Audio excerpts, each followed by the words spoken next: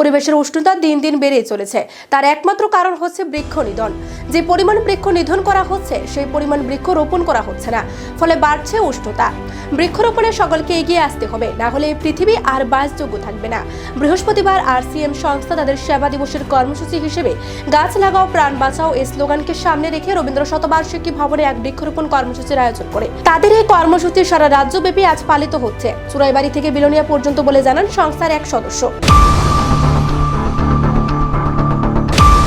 কর্মসূচি ভারতবর্ষের direct selling অভিযানে RCM আজকের 11ই জানুয়ারি সেটা সেবা দিবস হিসাবে সেটা পালিত করা হচ্ছে, যাতে এই ভারতবর্ষে মুক্ত হাওয়া, যাতে মানুষ সমাজ কল্যাণের দিকে RCM অগ্রগতির ভূমিকায় চলে যাচ্ছে। তাই আজ আমরা ত্রিপুরা রাজ্যের সমস্ত আমাদের RCM-এর যারা সদস্যরা রয়েছেন সবাই আজ হাজারো লোক আজ চুরাইবাড়ি থেকে বিলোনিয়া অবধি প্রত্যেক জায়গায় আমাদের আজ বৃক্ষরোপণ অভিযান চলছে, যাতে আমাদের ভারতবর্ষে প্রতিকূল আবহাওয়ার এবং সমাজ কল্যাণের উন্নতি হয়। এটা রবীন্দ্র শতবার্ষিকী ভবন এবং এটা আজ আমাদের এই আগরতলার রবীন্দ্র শতবার্ষিকী, এখানে আমরা আজ বৃক্ষরোপণ করলাম।